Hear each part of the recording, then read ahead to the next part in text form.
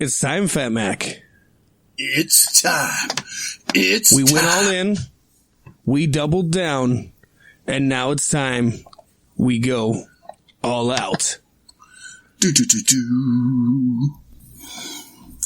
Yeah, All Out is, actually, by the time you're listening to this, All Out will either be tonight or it's already came and gone, so... Or it'll probably be over. Isn't that what came and gone means? I don't know. Or you mean it was over, like everybody dug it and they got a huge applause? Yes! Yes. It will be. That's it. And everybody's going to be talking about how CM Punk became the first AEW champion. Oh, no. He'll just be next in line. Second in line. It'll be him and Jericho for the championship CM at the Punk next wants to pay-per-view. be in the secondary market. You heard it here first, folks. Secondary market. Woo! Woo! Here comes the Man in Black. Talk about the whoo. We got some news We're about gonna talk about wrestling. We got Ric Flair coming up. Some news on Ric Flair. We got news on Seth Rollins. We've got news on Ken Shamrock. Seth Rollins nudes? LAX. Man, that's like 2016. PCO. Antonio Inoki. The Briscoes. There's tons of news. Kira Hogan has a whole segment. Folks, this is a good episode. This is a good... Pacey, we could just end it now. The episode's so great, I don't think we can add anything to it. I think it's just that perfect. Right. I think we're done. All right. We'll just folks, post have it a in good blog week. format. We will talk to you next week for Beef Sticks Podcast. I am Fat Mac. And I'm Pasty White. No, I'm not. I'm Pasty. And we're just kidding. We're still going to give you a show. Come on, guys. Yes. Come on, guys. And of course, how else could we start a show without our sponsors? And that leads me to Qualities T-Shirt Company. That dude Saint taking care of his boys, and we take care of him because he provides us with custom tees, both sublimation and heat transfer vinyl and decals, providing shirts for special gifts, sports teams, weddings, concerts, or any occasion. Everybody needs a shirt. It's kind of socially recommended that you wear a shirt on any given occasion. I don't know. Fat Mac will tell you different. Yeah, I don't like to wear a shirt. I just let it go. I say free the lower suit too, and I let my girls hang. I got real close at the get down. But the sun did some weird things to me real fast, and I didn't want to expose more of my skin to it. The sun hit you harder than any drug or alcohol I've ever seen you on. I think this year the sun just messed you up more than I've ever seen you messed up. It was sad. I felt bad for you, buddy. I felt bad for me. I could tell. I felt bad for you guys having to feel bad for me. Yeah, that's all right. I pissed you off later, so then you didn't have to feel bad. Because I love you. Great. Hey, shit happens. And we got a lot of shit happening this week in wrestling history. Yes, because, folks, this week in pro wrestling history, this is a doozy. This was a big one. This literally created a company and put Paul Heyman on the map. Because, folks, on August 27th, way back in 1994, and that day in Eastern Championship Wrestling, then known as ECW, Shane Douglas threw down the belt sanctioned by the National Wrestling Alliance. Probably the most prestigious belt in the history of pro wrestling to this day.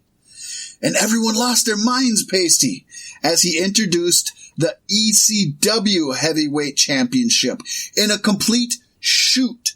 Nobody in the NWA knew this was coming. Nobody in the back knew it was coming. Paul Heyman knew, Shane Douglas knew, and maybe one or two other folks knew, and that was it.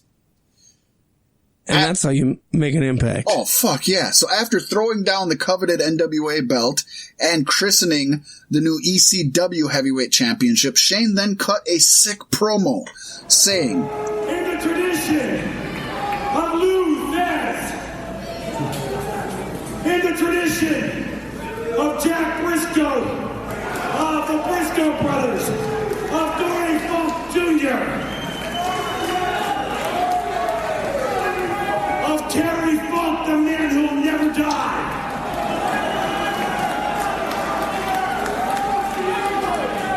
As the real nature boy, Buddy Rogers, upstairs tonight. From the Harley races to the Barry Windhams to the Ric Flairs. I accept this heavyweight title. Wait a second. Of Gary Von Erich. Of the fat man himself, Dusty Rhodes. This is it tonight, Dad. God, that's beautiful. And Rick Steamboat. And they can all kiss my ass. What in the hell is he doing? Because I am not the man who accepts a torch to be handed down to me from an organization that died, R.I.P., 7 years ago.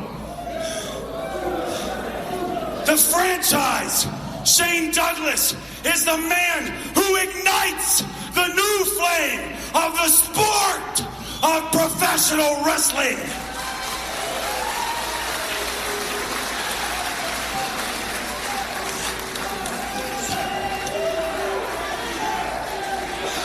That's the ECW Tonight, belt. before God and my Father is witness, I declare myself, the franchise, as the new ECW heavyweight champion of the world. Shane Douglas declaring himself We have set out ECW to change World the Champion. face of professional wrestling. So tonight, let the new era begin. The era of the sport of professional wrestling. The era of the franchise. The era of the ECW. And little did he know what he was unleashing upon the world at that time. Oh, I don't think anybody, including Paul Heyman, could have even guessed, because folks, soon after, ECW, Eastern Championship Wrestling, became Extreme Championship Wrestling and embarked on a bold new direction that not only changed pro wrestling forever, was left such a crater in the pro wrestling annals that I dare say, I think everybody listening to this, even folks who were born after ECW died, knows about ECW and at least somewhat knows their history. Oh, yeah.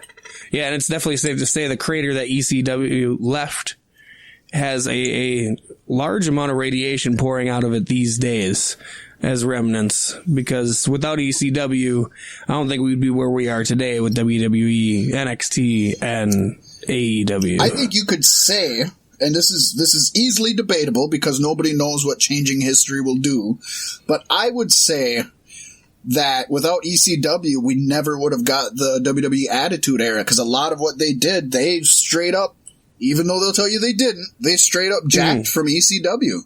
Oh, yeah. And a lot of Heyman was basically wrestlers, selling it to him. Heyman was. He was on their payroll. People forget he was on their payroll back in like 96, 97, 98, long before they had a pay-per-view together, long before the invasion, long before they were bought from them. Paul Heyman was literally working with them. Uh-huh. So, yeah, that's a huge one. This is ECW was NXT. Yeah, it was one of the breeding grounds of talent. And folks, this is one of the bigger This Week in Pro Wrestling history, so I'm glad we got to hit it up. I hope you enjoyed the promo from the franchise himself.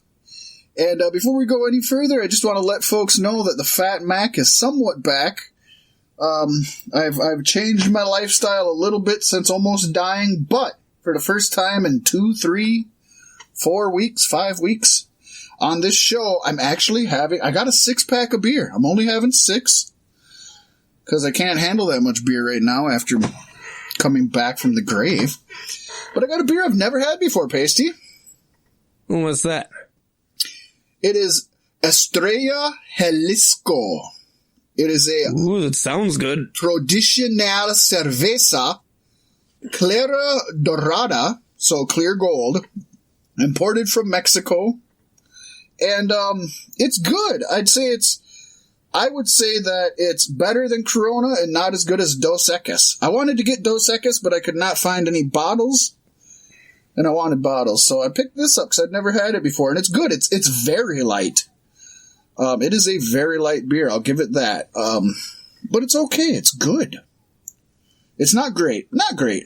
But it's okay. It's good, and it wasn't expensive. It was $10 for a 6-pack. That's what I would always say about Corona. Like, Corona was good. It's a great on the occasion beer, but ain't much to it. You know, I probably could have picked up some limes and tried this with some limes too and some salt, but I didn't. Lime and salt, always lime and salt. And this is I'll put fucking lime and salt in the Miller High Life. Sometimes I put lime and salt in my fucking open wounds.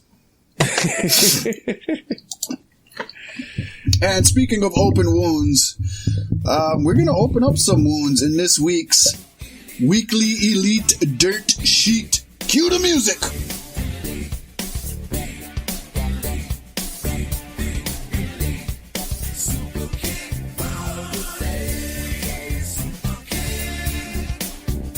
That's right, Fat Mac. In an interview with Wrestling Epicenter, Tony Schiavone revealed that he will be acting as a producer for AEW going forward. He noted that his focus will mostly be on videos seen throughout the show, and specifically pointed out that he had no intentions on being part of the broadcast team. Well, that answers some questions we had from last week, huh? Yeah, in a way, it kind of sucks. I'd rather listen to Tony than JR, if I'm being brutally honest. Oh, yeah. Like we said, Tony and Excalibur would be a great two-man booth. Yeah. But Tony went on to state, I do know that I'm a producer. I'm going to be working on a lot of videos you see in the shows. I'm going to be working behind the scenes when the live shows are going. The TNT shows, I've met with Tony Khan. I've met with, obviously, Cody. We do some production here in Atlanta. Cody and I live pretty close to each other, so when I talked to Tony Khan, the idea was that I would do control centers and on-camera stuff, but I would not be on the broadcast team because the broadcast team was in place. In addition to his work with AEW and MLW, as we mentioned last week, the Wednesday night time slot will allow Schiavone to still call play-by-play for the Atlanta Braves AAA team, the Gwinnett Stripers. Almost thought that said strippers. I did too when I first seen it. It was just one piece short. It's him and Jerry Lawler on that announced team. And continue his role as producer for the University of Georgia Football and Baseball Network. This slapdick is going to be one busy beaver. Fuck yeah. So this is cool. Tony is a great producer. I don't know how many folks know that he was one of the main producers of WCW from the late 80s all the way to the end. So not only was he the voice of our childhood, but he was doing a ton of behind-the-scenes stuff. So he's a great producer, but like you said, Pacey, I would love to hear him on the announce booth. And in interviews, he has said that he believes he'll be on the commentary booth sporadically, maybe for special events, maybe for this, maybe for a certain match or something, but you know, he said he was done with wrestling, he got into wrestling, he said he was done with this, that, and the other, and he keeps getting back into it. He said he was done with his podcast after his daughter's wedding, and he's still doing that, so we'll see him on the booth. Come on. He's gonna be there. You can't refuse the love. No. There's gotta be some point. No.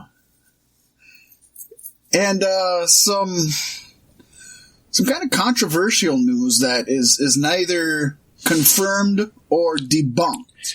You mean it's according to Meltzer? Well, it's according to a few people. And I guess, you know, bottom line is facts are facts. And from what we know so far, from what we've seen, Meltzer's this. Well, let me just read the report and then we can go on to discuss it. According to Meltzer, there are no plans to use Pac and AEW after All Out. Pac and Dragon Gate are doing this as a favor due to Jon Moxley's untimely injury. Pac is a Dragon Gate contracted wrestler and is no longer considered a member of the AEW roster. Doesn't mean he's not a member. He will make this appearance and return to Dragon Gate afterwards. That is a given. We do know that, although Dragon Gate is open for him making future